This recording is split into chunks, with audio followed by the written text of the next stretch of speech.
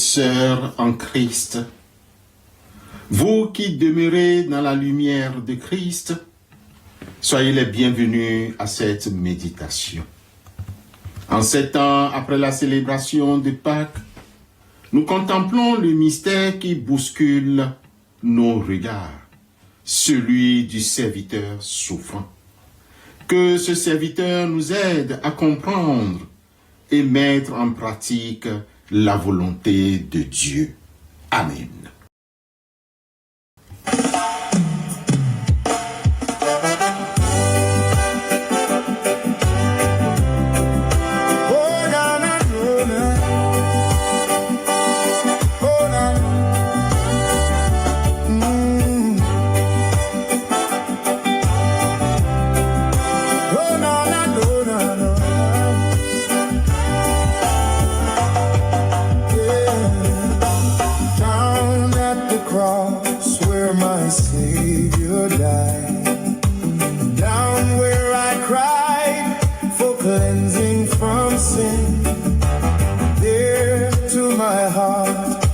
Blood was applied.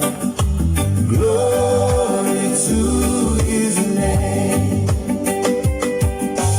Glory to your name.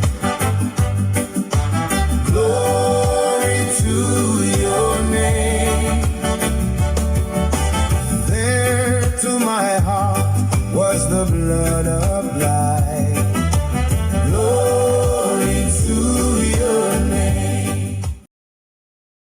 Chers frères et sœurs dans la foi en Christ Jésus, il nous tient à cœur de vous parler aujourd'hui du serviteur souffrant. Mais qui est-il réellement? Quelle épreuve a-t-il dû traverser et quel était le sens de ses souffrances? Surtout, quel regard le Père Céleste a-t-il porté sur lui au cœur de son agonie? Dans les Écritures, bien-aimés frères et sœurs, la figure qui incarne de la manière la plus absolue le mépris est Jésus-Christ, souvent prophétisé comme le serviteur souffrant.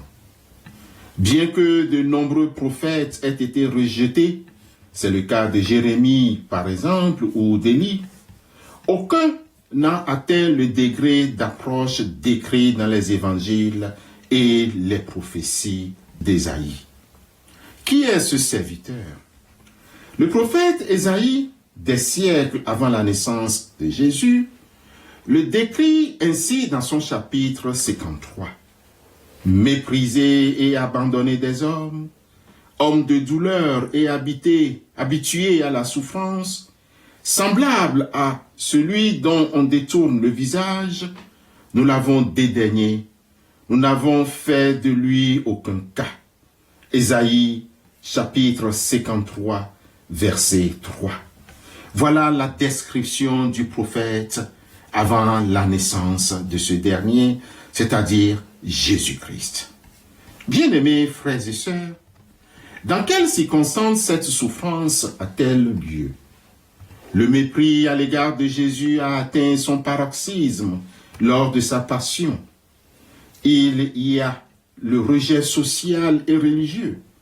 Il a été trahi par un ami, j'allais dénommer Judas, renié par son disciple le plus proche, Pierre, et condamné par les chefs religieux de son propre peuple.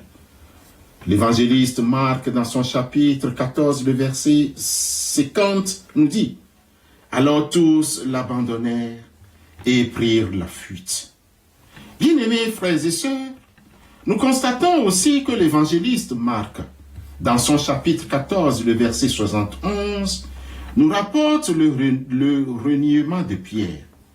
Il commença à faire des imprécations et à jurer « Je ne connais pas cet homme dont vous parlez. » Aussi, l'évangéliste Matthieu, dans son chapitre 26, les versets 65 et 66, nous décrit-il la condamnation religieuse. Alors, le souverain sacrificateur déchira ses vêtements, disant « Il a blasphémé.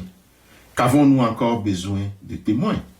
Voici, vous venez d'entendre son blasphème. que vous en semble? Il répondit, il mérite la mort. Lors de son procès devant Pilate et Hérode, il a été tourné en dérision. On l'a revêtu d'un manteau de pourpre par dérision. On lui a posé une couronne d'épines sur la tête et les soldats lui crachaient au visage en disant « Salut, roi des Juifs !» Au temps de Jésus, la crucifixion était la mort la plus infamante, réservée aux esclaves et aux criminels les plus vils. Même cloué sur la croix, il subissait les moqueries des passants qui lui criaient « Toi qui détruis le temple et qui le rebâtis en 3 jours, sauve-toi toi-même. Si tu es le Fils de Dieu, descends de la croix. » Matthieu chapitre 27, verset 40. Bien-aimés frères et sœurs, de ce traitement inhumain qui précède, comment Dieu a-t-il réagi? La réaction de Dieu le Père ne s'est pas manifestée par une foudre immédiate sur les bourreaux, mais par une réponse certaine. Bien-aimés frères et sœurs, nous voyons ici qu'il y a le silence souverain. Pendant l'agonie, Dieu semble silencieux, d'où le cri de Jésus. Et la 9e heure, Jésus s'écria d'une voix forte, « Élie, Élie, mon Dieu, pourquoi m'as-tu abandonné ?» Matthieu chapitre 27, verset 46, ou bien lisez aussi le psaume 22, le verset 2. Bien-aimés frères et sœurs, selon la théologie chrétienne, ce mépris était nécessaire pour porter les péchés de l'humanité. Bien-aimés frères et sœurs, cependant, il y a la réponse cosmique. Au moment de sa mort, la Bible rapporte que les ténèbres ont couvert la terre et que le voile du temple s'est déchiré et que la terre a tremblé, marquant l'approbation divine du sacrifice. L'évangéliste Matthieu, chapitre 27, versets 45 à 51, nous rapporte tout cela. Bien-aimés frères et sœurs, dans tout ce que nous venons de dire, il y a l'exaltation suprême, c'est-à-dire la résurrection. La réaction finale et définitive de Dieu a été de le ressusciter le 3e jour. L'apôtre Paul explique dans l'épître aux Philippiens que parce que Jésus s'est humilié, Dieu l'a souverainement élevé. C'est pourquoi aussi Dieu l'a souverainement élevé et lui a donné le nom qui est au-dessus de tout nom, afin qu'au nom de Jésus, tout genou fléchisse dans les cieux, sur la terre et sous la terre. Philippiens, chapitre 2, versets 9 et 10. Bien-aimés frères et sœurs dans la foi en Christ, Dieu a répondu au mépris des hommes en transformant l'instrument de honte, c'est-à-dire la croix, en un symbole de victoire et de salut universel. L'accomplissement prophétique, le silence de Dieu est la réponse au oui de Jésus de Gethsémani. Puis, ayant fait quelques pas en avant, il se jeta sur sa face et pria ainsi, « Mon Père, s'il est possible autant que cette coupe s'éloigne de moi, toutefois, non pas ce que je veux, mais ce que tu veux. » L'évangile de Jésus-Christ selon Matthieu, chapitre 26, le verset 39. Dieu ne répond pas par la délivrance immédiate, car il répond par la rédemption. Amen.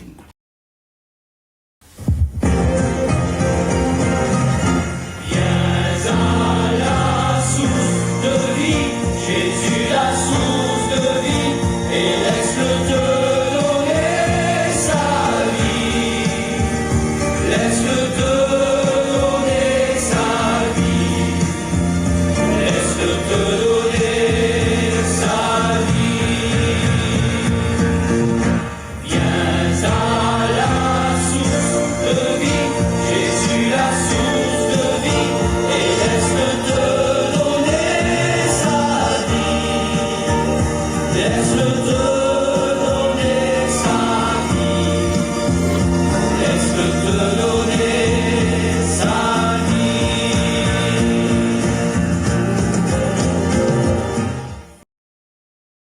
Seigneur Jésus,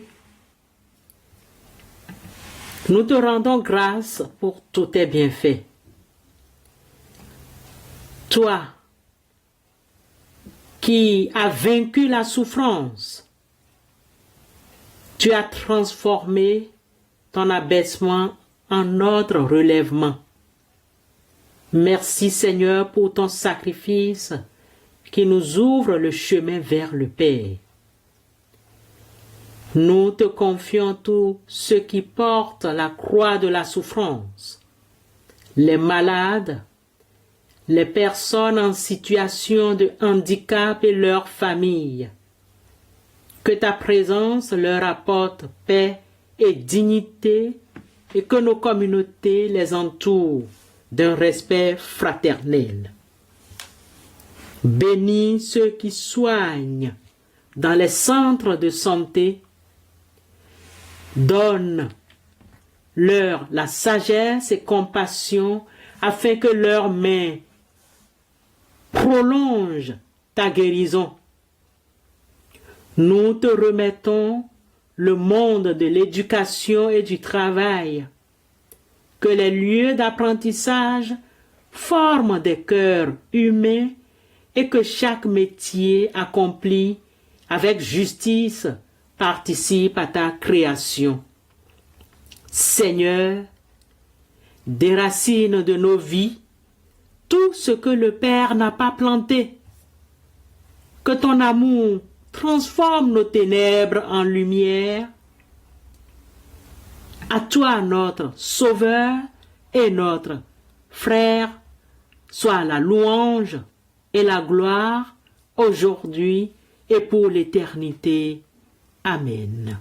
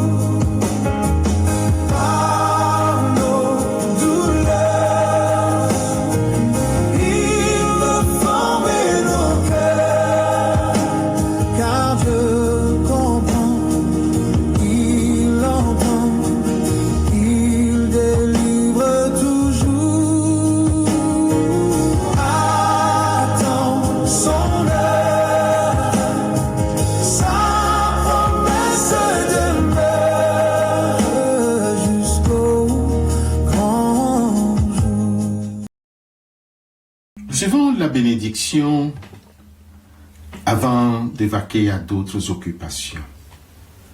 Et maintenant, que la paix du Christ, le serviteur obéissant jusqu'à la croix, repose sur vous. Que le Seigneur fasse briller sur nous tous l'éclat de sa face, lui qui a traversé les ténèbres pour nous ouvrir le chemin, qui nous donne la force d'être à notre tour des serviteurs de consolation et d'espérance dans ce monde. Allons dans la joie de celui qui est vivant pour les siècles des siècles. Amen. Ejo nyamiye, oye, oye, oye pa.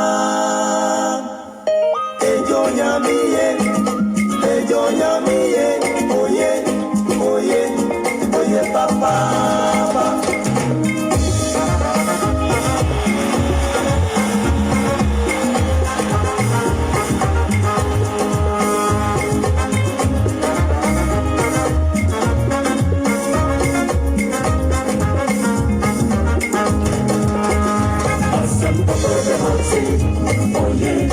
Oye,